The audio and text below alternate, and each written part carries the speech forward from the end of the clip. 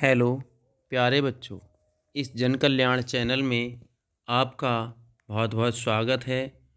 और आज इस गणतंत्र दिवस की पावन बेला पर मेरी ओर से आप सभी को गणतंत्र दिवस की हार्दिक शुभकामनाएं। तो बच्चों, मैं हूं जी.आर. राजपूत और आज मैं हाई स्कूल बोर्ड परीक्षा से संबंधित समस्त छात्रों के लिए चित्रकला विषय से संबंधित थ्योरी को लेकर आया हूँ, जो आपको बोर्ड परीक्षा में बहुत बहुत महत्वपूर्ण होने वाली है। क्योंकि वर्ष 2023 से बोर्ड परीक्षा अपने बदले हुए पेपर पैटर्न पर होगी। सभी विषयों में 20 बहुविकल्पीय प्रश्न आएंगे, उसमें चित्रकला विषय भी सम्मिलित है, जिनका सॉल्यूशन आपको OMR शीट पर गोले काले करके देना है। तो बच्चों, आज तक सभी स्कूलों में चित्रकला विषय में सिर्फ चित्रों को बनवाकर पढ़ाई होती थी और हो भी रही है, परंतु बहुविकल्पीय प्रश्न चित्रकला विषय की थ्योरी पर आधारित होंगे, जिन्हें स्कूलों में नहीं पढ़ाया बस समझाया जाता। अर्थात सब्जेक्ट टीचर आते हैं और चित्र बनवाकर चले जाते हैं। तो बच्चों, इस समस्त समस्या के समाधान के लिए मैं पहले चित्रकला विषय की थ्योरी को समझाता हूँ और इससे अगले भाग में मैं आपको चित्रकला से संबंधित बहुविकल्पीय प्रश्नों की श्रृंखला को लेकर आऊँगा, जिसमें से जो आपके 20 प्रश्न बहुविकल्पीय होंगे वो समस्त उसी से आएंगे। तो बच्चों, ध्यान से समझिए। चित्रकला विषय की थ्योरी, तो देखिए, सबसे पहले चित्रकला में देखते हैं कि कला, चित्रकला एवं आलेखन, ये तीन चीज़ें हैं। तो देखिए कि चित्रकला, संगीत कला, नृत्य कला, वाद्य कला, काव्य कला, साहित्य कला, नाट्य कला, मूर्ति कला, शिल्प कला, भवन निर्माण कला आदि कला के अनेक रूप हैं। तो बच्चों, इसे समझा आपने कि कला के कितने रूप हैं। चित्रकला यानी चित्र बनाने वाली, संगीत कला जो लोग गायक कलाकार होते हैं, ठीक है, नृत्य कला जो नृत्य करते हैं, वाद्य कला वाद्य यंत्र जैसे ढोलक है, सितार है, ये सब बजाने वाले, काव्य कला कविता के द्वारा, साहित्य कला साहित्य लिख करके, नाट्य कला नाटक के द्वारा, मूर्ति कला किसी कला को मूर्त रूप दे करके, शिल्प कला शिल्पकार, भवन निर्माण कला भवन निर्माण वाले, तो आदि ये कला के अनेक रूप हैं। तो कला के इन तथ्यों के द्वारा कलाकार अपने विचारों एवं भावों को दूसरों के समक्ष सरलता से व्यक्त कर सकता है। तो आपने समझा कि कला के इन रूपों में चित्रकला का अपना महत्व है। अर्थात हम कह सकते हैं फिर चित्रकला क्या है। तो देखिए, जब मनुष्य अपने विचारों एवं भावों को, अंडरलाइन कर देता हूं मैं, जब मनुष्य अपने विचारों और भावों को चित्र के द्वारा प्रकट करता है तो वह चित्रकला कहलाती है। तो समझ में आ गया कि चित्रकला क्या है। यानी कि जब मनुष्य या कोई कलाकार अपने विचारों को या भावों को चित्र के द्वारा प्रकट करता है तो वह चित्रकला कहलाती है। अब देखिए, आलेखन क्या है।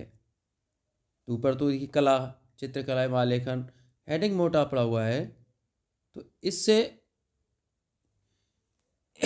एक तो चित्रकला हो गया। अब आलेखन क्या है। आलेखन जो है वो चित्रकला का एक महत्वपूर्ण अंग है। क्या है? एक महत्वपूर्ण अंग है। किसी वस्तु या धरातल को विभिन्न आकृतियों द्वारा कलात्मक ढंग से सजाने को आलेखन या डिजाइन कहते हैं। तो बच्चों, समझा आपने कि किसी वस्तु या धरातल को विभिन्न आकृतियों द्वारा कलात्मक ढंग से, यानी कि इनसे सुंदर लगे। ठीक है, तो क्या कहते हैं, उसे आलेखन या डिजाइन कहते हैं। दूसरे शब्दों में किसी वस्तु को सुंदर या आकर्षक बनाने के लिए उसमें कलापूर्ण आकृतियों द्वारा जो सजावट की जाती है उसे आलेखन कहते हैं। ठीक है, तो बच्चों समझ में आ गया। अब आलेखन कला की परिभाषा क्या है, तो देखिए समझिए। लयबद्ध, प्रभामयी और अटूट रेखाओं से निर्मित रंगों के सुरुचिपूर्ण संयोजन तथा किसी आकृति की एक अथवा अनेक आवृत्तियों से निश्चित उद्देश्य पूर्ति के लिए सुसज्जित किसी निर्धारित आकार को आलेखन कहते हैं। तो समझ में आ गया। अब देखिए बच्चों, चलते हैं आलेखन के प्रकार की ओर। तो आलेखन जो है मुख्य रूप से दो प्रकार के होते हैं। सबसे पहला प्रकार है बनावट की दृष्टि से आलेखन। तो बनावट की दृष्टि से आलेखन की बात करें बच्चों, तो ये 4 प्रकार के हैं। कौन सा? सबसे पहला है प्राकृतिक आलेखन। प्राकृतिक के बारे में आप जानते हो बच्चों, अर्थात नेचर, यानी कि प्रकृति में जो चीज़ें पाई जाती हैं और जो हम एक डिज़ाइन बनाते हैं उसमें उन चीज़ों का उल्लेख हो, वो चीज़ें बनाई जाएं, तो क्या होता है, उसे प्राकृतिक आलेखन कहते हैं। जैसे देखो लिखा भी है, पेड़ पौधे, पत्तियों, फूलों, कलियों, फलों के डंठलों आदि प्राकृतिक वस्तुओं के संयोजन से जो बने आलेखन है वो क्या कहलाता है? प्राकृतिक आलेखन कहलाता है। क्या कहलाता है? प्राकृतिक आलेखन। ठीक है, समझ में आ रहा है। अब देखिए दूसरा आलेखन क्या है। दूसरा है आलंकारिक आलेखन। आलंकारिक जानते हो बच्चों, यानी किसी चीज को सुंदर बनाने के लिए बनाए जाते हैं, यानी कि वे आलेखन जो वस्तु को अधिक से सुंदर बनाने के लिए बनाए जाते हैं, क्या कहलाते हैं? आलंकारिक आलेखन कहलाते हैं। ठीक है, तो बच्चों ऐसा कि डिजाइन में दिया भी है, जो चित्र बना हुआ है, क्या है? एक तो प्राकृतिक आलेखन और दूसरे आलंकारिक आलेखन। आलंकारिक आलेखन में ये आवश्यक नहीं है जो नेचर में जो चीज़ जैसी पाई जाए सेम वैसी हो, बल्कि इसको एक सुंदर बनाने के लिए एक बहुत ज़्यादा ढंग अच्छी लगे, इस वजह से जो अलंकार आलेखन बनाए जाते हैं उनको आलंकारिक आलेखन कहा जाता है। ठीक है, तो अलंकार इनकी रचना में प्राकृतिक वस्तुओं के वास्तविक आकार का कोई ध्यान नहीं दिया जाता, बल्कि आलेखन को सुंदर बनाने के लिए उनके आकारों को आलेखन के रूप में बदल दिया जाता है। अब आते हैं बच्चों ज्यामितीय आलेखन, नंबर 3। जो बनावट के आधार के आलेखन चल रहे हैं उनका तीसरा नंबर क्या है, वो है ज्यामितीय आलेखन। अब ज्यामिति बच्चों जानते हो कैसे कहते हैं? ज्यामिति, आपने जियोमेट्रिक बॉक्स का नाम सुना होगा, जिसमें पटरी, प्रकार, पेंसिल, रबड़, कटर, साइड स्क्वायर और चांदा, ये सब होते हैं। तो बच्चों समझ लीजिए, जैसा कि नाम से फेमस है ज्यामितीय आलेखन, अर्थात ज्यामितीय यंत्रों के द्वारा जो आलेखन बनाए जाते हैं वो ज्यामितीय आलेखन कहलाते हैं। ठीक है, तो अब बनावट के आधार पर जो आलेखन का चौथा आलेखन है वो सूक्ष्म आलेखन।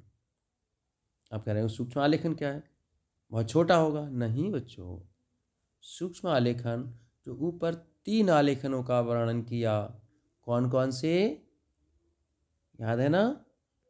एक तो प्राकृतिक आलेखन, दूसरा आलंकारिक आलेखन, तीसरा ज्यामितीय आलेखन। और जो सूक्ष्म आलेखन है वो उपर्युक्त यानी तीनों प्रकार के आलेखनों के सम्मिश्रण से जो आलेखन बनाया जाता है उसमें सूक्ष्म आलेखन कहते हैं। तो समझ में आ गया? ठीक है, आगे चलते हैं आलेखन के दूसरे प्रकार पर, जो है सजावट की दृष्टि से आलेखन का प्रकार। तो मुख्य रूप से आलेखन 2 प्रकार का, बनावट के आधार पर, दूसरा सजावट के आधार पर। बनावट के आधार पर 4 प्रकार के आलेखन हैं: प्राकृतिक आलेखन, आलंकारिक आलेखन, तीसरा ज्यामितीय आलेखन, चौथा सूक्ष्म आलेखन। अब आती है बारी सजावट के आधार पर आलेखन। तो सजावट के आधार पर आलेखन बच्चों 5 प्रकार के होते हैं, समझ आ रहा है ना। तो देखिए उसका सबसे पहला आलेखन कौन सा है, किनारी का आलेखन। नंबर 1 किनारी का आलेखन। अब जैसा कि नाम से फेमस है बच्चों कि किनारी के आलेखन वे आलेखन जो किसी वस्तु जैसे साड़ी की किनारी, चादर आदि के चारों ओर की किनारी को सजाने के लिए जो आलेखन बनाए जाते हैं वे किनारी के आलेखन कहलाते हैं। समझ में आ गया ना। ठीक है, अब अगले चलते हैं।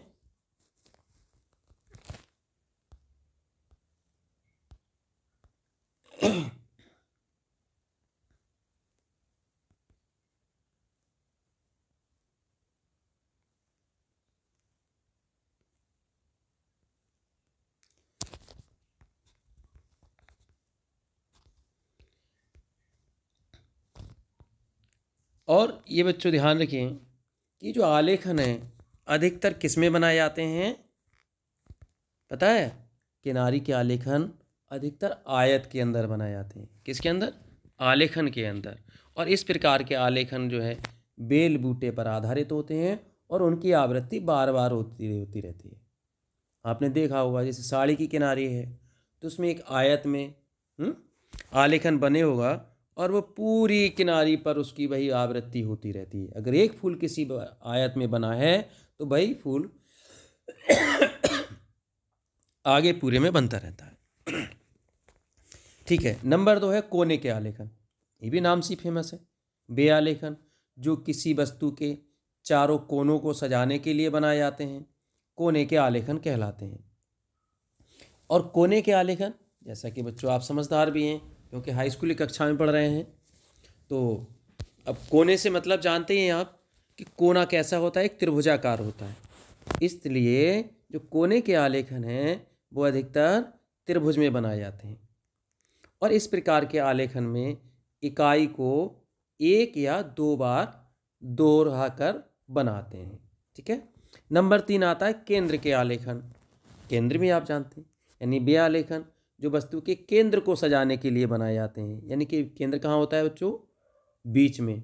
इसी वृत्त का केंद्र सबसे बीच में ही होता है ना। ठीक है, तो ये आलेखन कहाँ अधिकतर किसमें बनते हैं, वृत्त में या वर्ग में बनाए जाते हैं। तो चौथा आलेखन है बच्चों इसका नंबर 4 पे है धरातल के आलेखन। किसके, धरातल के आलेखन। धरातल क्या जानते हैं आप, वे आलेखन जो किसी वस्तु के समस्त धरातल को सजाने के लिए बनाए जाते हैं वो धरातल के आलेखन कहलाते हैं। इस प्रकार के आलेखन में एक इकाई को एक समान दूरी पर पूरे धरातल पर दोहराते हैं और ये आलेखन अधिकतर वर्ग या आयत के अंदर बनाए जाते हैं। नंबर 5 में आता है मुख्य पृष्ठ के आलेखन। मुख्य पृष्ठ जो किसी डायरी, पुस्तक, पत्रिका आदि के मुख्य पृष्ठ को सजाने के लिए बनाए जाते हैं, मुख्य पृष्ठ आलेखन कहलाते हैं।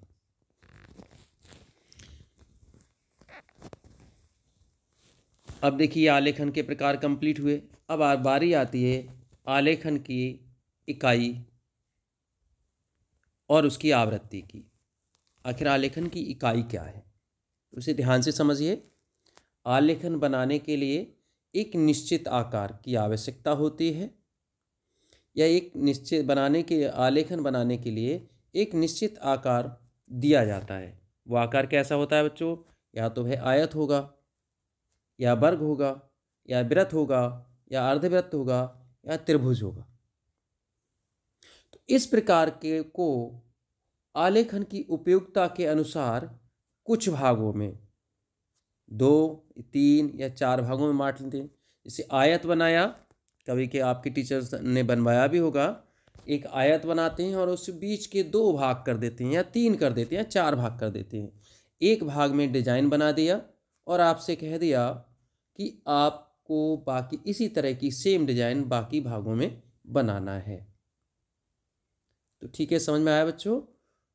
ठीक है, तो आलेखन के इस भाग को क्या कहते हैं? आलेखन की इकाई कहते हैं। समझ आया ना कि जब आपकी टीचर ने कभी भी, आप ध्यान दें, किसी आयत को, वर्ग को या वृत्त को बनवाया होगा और उसके कई भाग कर दिए होंगे और एक भाग में एक आलेखन बनाया होगा और आपसे कहा होगा कि बाकी भागों में इस आलेखन को आप बनाइए।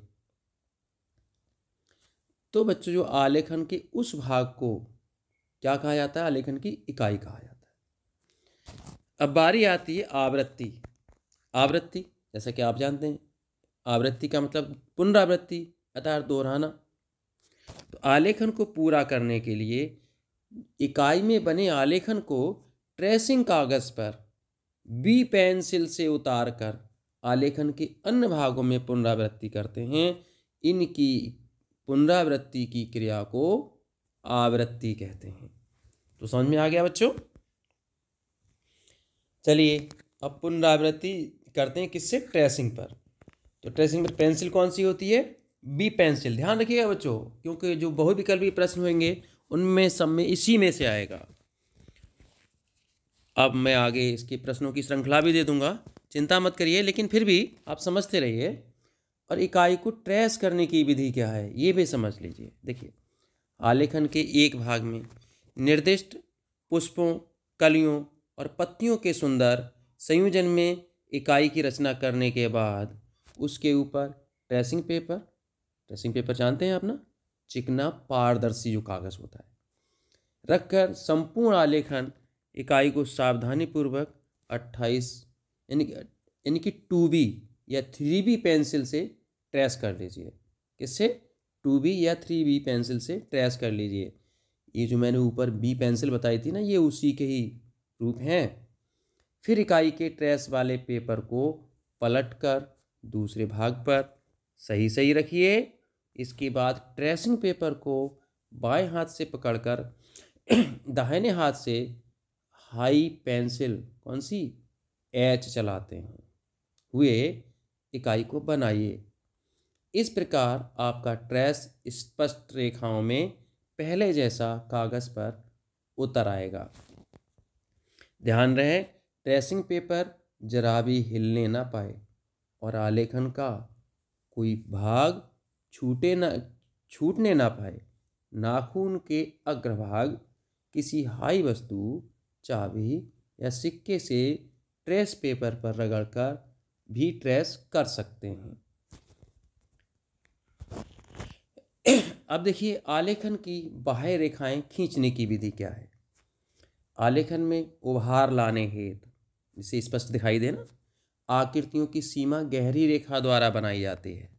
इसके लिए बारीक बुरिश से आकृति के रंग से अधिक गहरी रेखाएं बनाई जाती हैं। एक बार कम गहरे रंग में मोटी रेखाओं से रेखांकन को पूरा किया जाता है, तत्पश्चात गहरा कर दिया जाता है।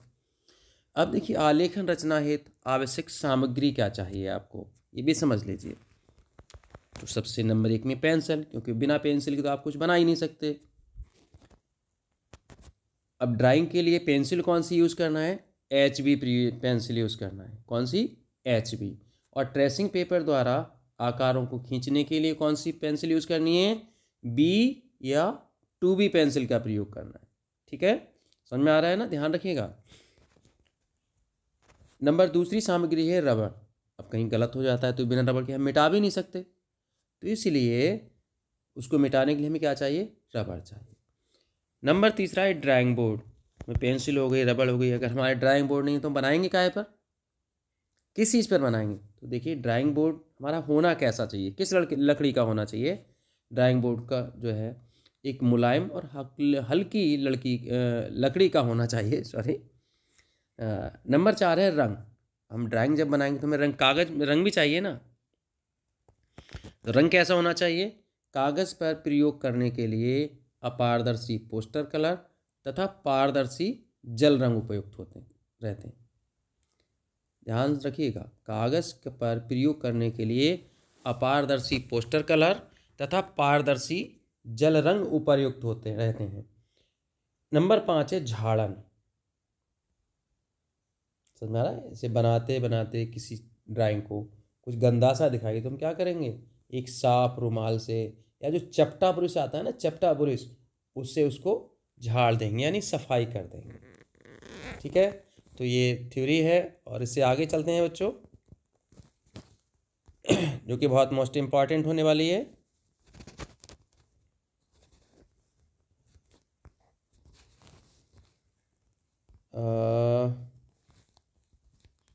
कोई नहीं, अभी आ जाएगा कहीं से, देखो आप चिंता मत करिएगा। इसका अगला पार्ट चलिए कोई नहीं, मैं ले लेता हूँ इधर से।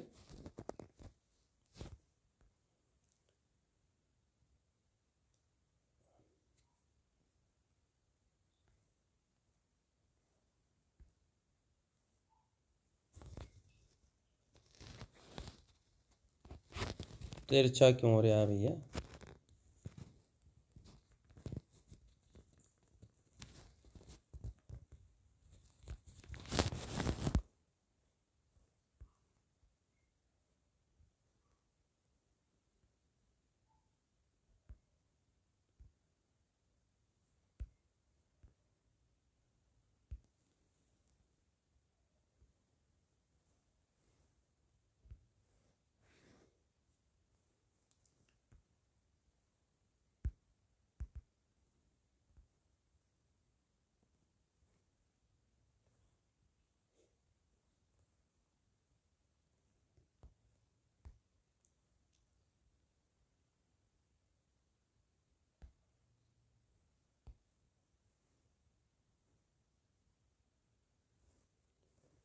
रिएक्शन,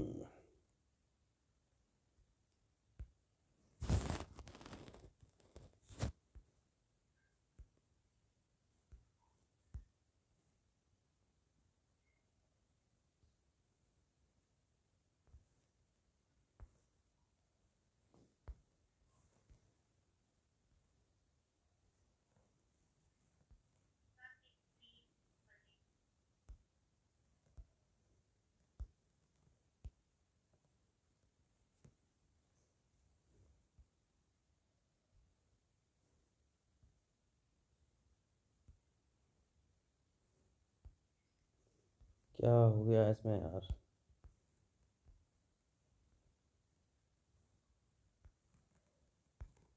तिरछा हो गया, चल हो जा।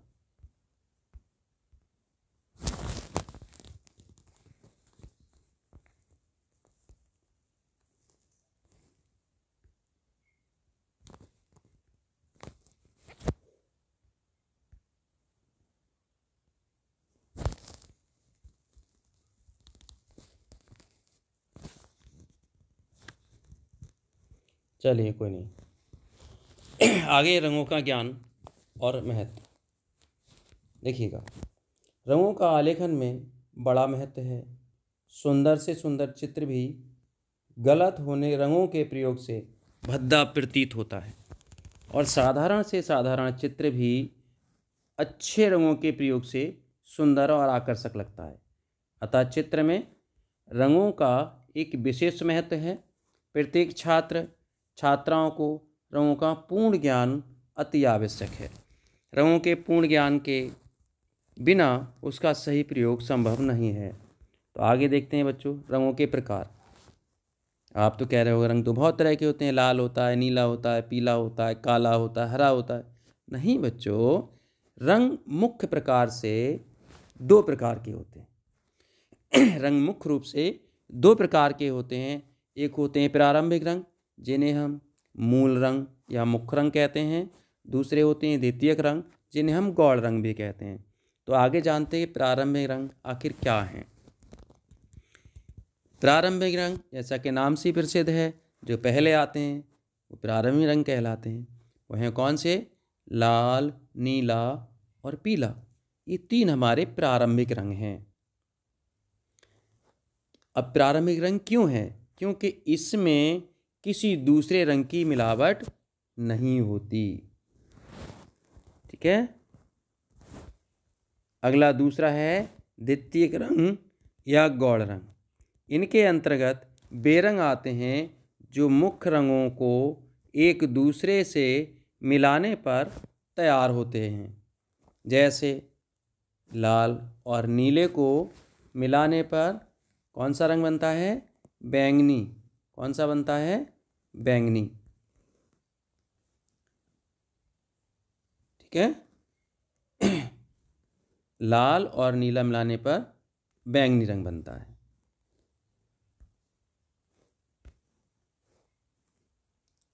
इसके बाद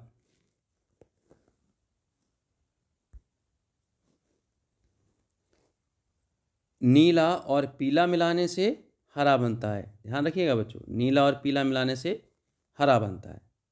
और पीला और लाल मिलाने से नारंगी बनता है। ध्यान रखिएगा, आप मिला के देख लें, प्रैक्टिकल करके देख सकते हैं। इस प्रकार 3 प्रारंभिक रंग, यानी कि जो पहले 3 थे, कौन कौन से? लाल, नीला, पीला, और 3 जो उनके मिलाने से बने, कौन सा? एक तो बैंगनी जो लाल और नीले को मिलाने से बनता है, दूसरा हरा जो नीले और पीले को मिलाने से बनता है, और तीसरा पीला और लाल को मिलाने से नारंगी बनता है। ठीक है।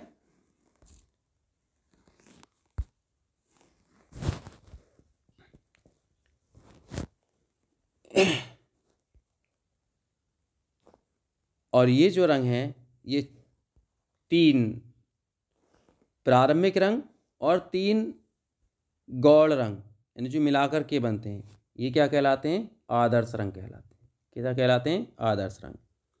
परंतु अब आगे ध्यान रखिएगा, मुख्य रूप से जो आदर्श रंग हैं बच्चों, वो 6 हुए। कितने हुए? 6। उनमें 3 प्रारंभिक रंग और 3 गौड़ रंग। ठीक है। अब प्रसिद्ध एक जर्मन वैज्ञानिक ओस्टवाल्ड द्वारा प्रतिपादित प्रणाली के आधार पर निम्नलिखित 8 रंगों को मुख्य एवं आदर्श रंग माना गया है। वो कौन कौन से हैं? देखिए, पीला, नारंगी, लाल, बैंगनी, नीला, आसमानी, गहरा हरा और धानी। इन रंगों में पीला, लाल, नीला और गहरा हरा मुख्य रंग हैं। नारंगी, बैंगनी, आसमानी और धानी द्वितीयक रंग हैं। ठीक है बच्चों। तो विरोधी या विपरीत रंग, अब हम इसको ओस्टवाल्ड जो जर्मन वैज्ञानिक हैं, इन्होंने एक अपना चक्र बनाया है। क्या बनाया है? चक्र। इस चक्र को देख लीजिएगा। मैं इसको और बड़ा कर देता हूं। देखिए, इस चक्कर में जो रंग आमने सामने हैं वो कैसे हैं? एक दूसरे के विरोधी रंग हैं। जहाँ से देख लीजिएगा, लाल का विरोधी रंग कौन सा है? गहरा हरा। नीले का विरोधी रंग पीला, और बैंगनी का विरोधी रंग धानी। नारंगी का विरोधी रंग आसमानी। तो समझ में आ गया बच्चों? एक दूसरे के ये विरोधी रंग। इसके बाद में चलते हैं हम नेक्स्ट,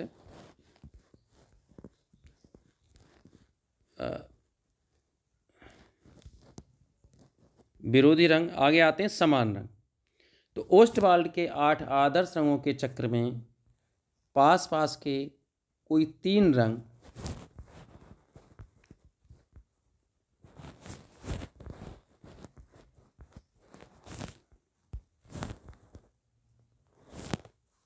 समान या सहयोगी रंग कहलाते हैं। और समान रंगों के 8 जोड़े होते हैं। कितने जोड़े? 8 जोड़े। अब इसको आप ओस्टवाल्ड चक्कर से भी समझ सकते हैं। इसमें पीला, नारंगी और लाल, फिर नारंगी, लाल और बैंगनी हैं। इसी तरह से आप चक्र के द्वारा समझें। जैसे ये है, एक साइड कहीं से चल लीजिएगा। मैं यहाँ से नीले से चलता हूँ। नीला, बैंगनी, लाल, एक जोड़ा। नीले को छोड़ दें, अगले से स्टार्ट करें। बैंगनी, लाल, नारंगी। अब बैंगनी को छोड़ें, लाल से स्टार्ट करेंगे, लाल, नारंगी, पीला। अब लाल को छोड़िए तो नारंगी, पीला, धानी। इसी तरह से अब नारंगी छोड़ें, पीला, धानी, गहरा। अब पीला छोड़ें तो धानी, गहरा हरा, आसमानी। इस तरह से कितने जोड़े बनते हैं बच्चों? 8 बनते हैं। ठीक है, तो समान रंग कितने के जोड़े हैं? समान रंग के 8 रंग, 8 जोड़े हैं। अब आते हैं बच्चों तटस्थ रंग। अभी आपने सुना होगा यूक्रेन और रूस का युद्ध जो चल रहा है उसमें भारत ने अपने आप को तटस्थ कर रखा है। वो कह रहा है कि हम आपका साथ देंगे, यानी कि ना रूस का साथ देंगे, ना किसका, ना यूक्रेन का।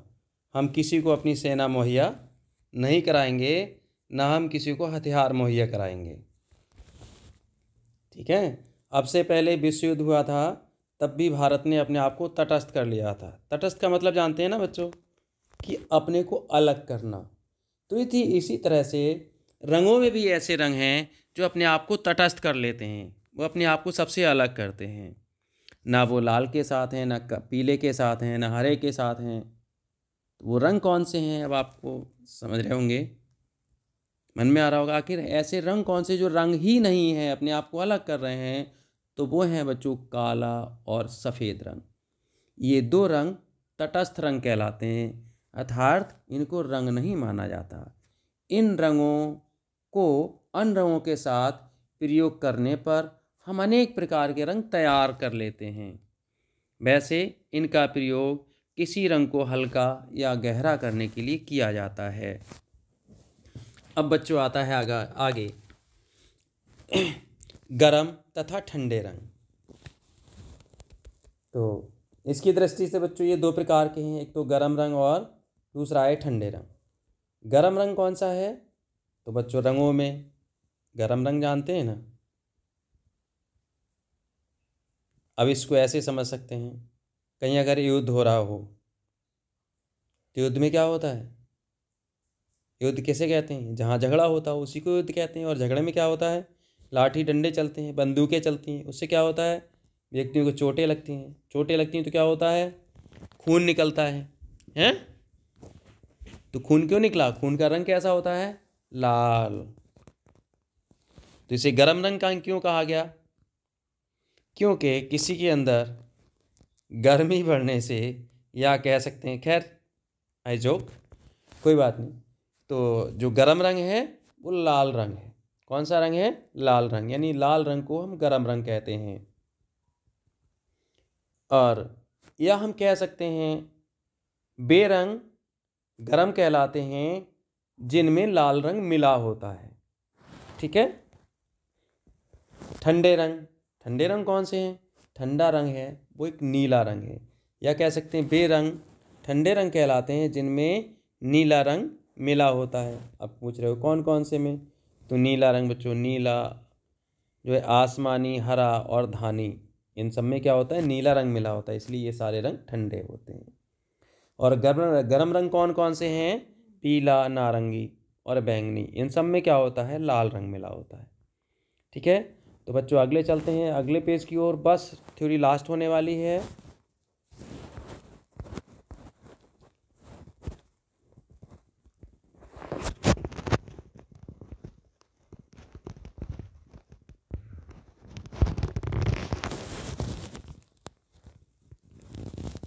और इसी से आपके अच्छे अंक मिलने वाले हैं। अगले आती है बच्चों रंगों की संगति। रंगों की संगतियाँ 6 प्रकार की होती हैं। नंबर 1 में समान रंगों की संगति। अभी आपने समान रंग पढ़े हैं। समान रंग में 3 रंग होते हैं, ओस्टवाल्ड के द्वारा, चक्र के द्वारा। और विरोधी रंगों की संगति, यानी कि एक दूसरे के जो विपरीत होते हैं।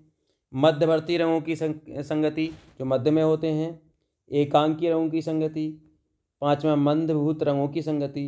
और छठा आती है उन्नत रंगों की संगति।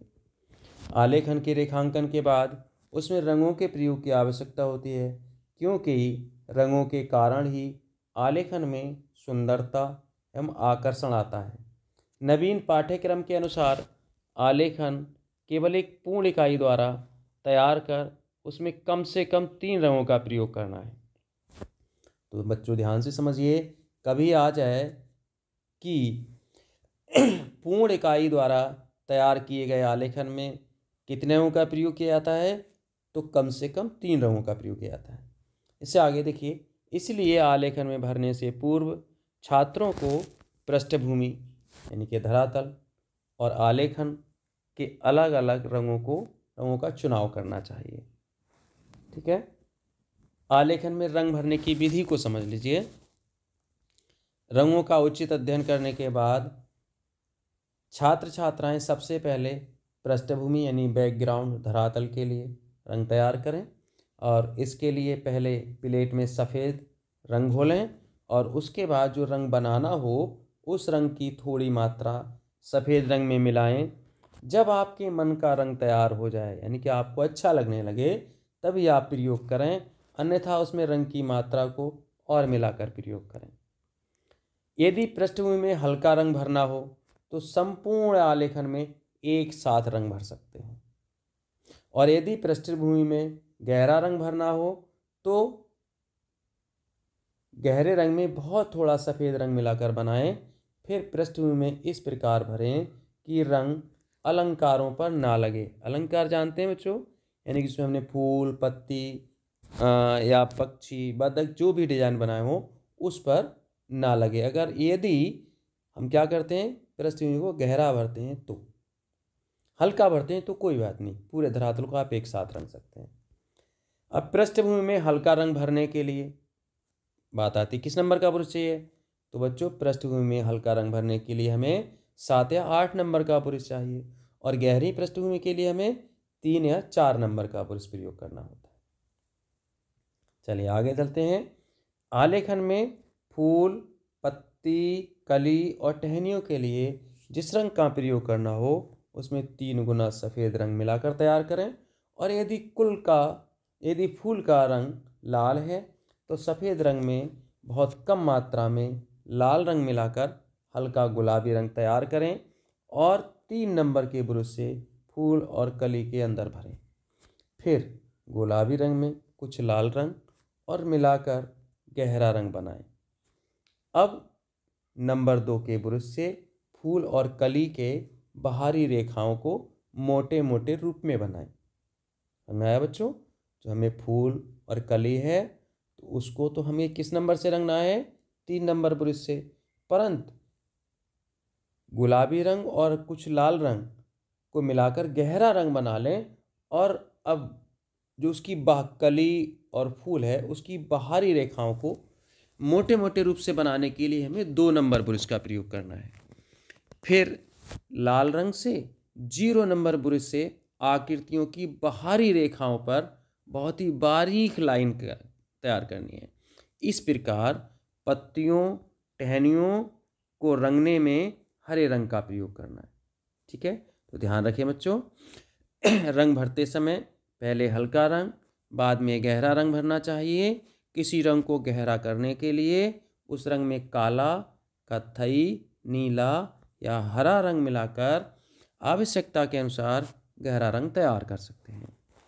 अब आलेखन बनाते समय ध्यान देने योग्य कुछ बातें हैं, उन पे ध्यान रखिएगा बच्चों, उन्हें भी देख लीजिएगा। नंबर 1 में आलेखन में रंग भरने से पूर्व सभी आवश्यक सामग्री कौन कौन सी होता क्या है बच्चों, कुछ बच्चे परीक्षा में पहुंच जाते हैं, बोले आज किसका पेपर है, बोले आज कला का पेपर है। मालूम पड़ा उनके पास में ज्योमेट्री बॉक्स नहीं है जिससे हमें चित्र बनाने हैं। मालूम पड़ा रंग रंगने के लिए हमारे पास रंग है तो ब्रश नहीं है, ब्रश है तो प्याली नहीं है, प्याली है तो पानी नहीं। तो ध्यान रखिए बच्चों, परीक्षा का समय नज़दीक है, 16 फरवरी से परीक्षाएं शुरू होने वाली हैं। तो इसमें जैसे ही कला का पेपर हो उस दिन आपको मुख्य सामग्री रूप में पहले से ही तैयार रख लेना है। रंग, ब्रश, प्याली और पानी आपके साथ में हो। और रंगने के लिए क्या करना है, ये सारी चीज़ हमें दाहिने हाथ की ओर रखना है, और रंग भरने का कार्य बड़ी सावधानी पूर्वक और शांतिपूर्वक करना है। ठीक है। नंबर 2, रंग भरने से पहले अपने हाथों तथा ब्रश को पानी से अच्छी तरह साफ कर लीजिए। नंबर 3, रंग भरते समय अपने हाथ के नीचे एक सफ़ेद कागज़ रख लीजिए जिससे हाथ के कारण चित्र गंदा ना हो। नंबर 4, जिस स्थान पर रंग भरना हो उसको पहले ब्रश में पानी लेकर हवा में सुखा लीजिए। ठीक है। नंबर 5, छोटे भागों में चमकीले और गहरे रंग और बड़े भागों में हल्के रंगों का प्रयोग करना चाहिए। नंबर 6, चित्र में हल्के रंग पहले और गहरे रंग बाद में भरना चाहिए। नंबर 7, रंग भरते समय इस बात का ध्यान रखना चाहिए कि किसी भी आकार का रंग बाहर ना निकल पाए। नंबर 8, एक रंग के सूख जाने पर ही दूसरा रंग भरना चाहिए, नहीं तो एक रंग दूसरे रंग से मिल जाएगा और आपका डिजाइन जो आलेखन बना रहे हैं वो खराब हो जाएगा। ठीक है। नंबर 9, रंग को आलेखन में भरने से पहले किसी रफ कागज़ पर लगाकर देख लेना चाहिए और संतुष्ट होने पर आलेखन में भरना चाहिए। नंबर 10, रंग भरने से पूर्व ब्रशों को उचित प्रयोग का ध्यान रखना चाहिए।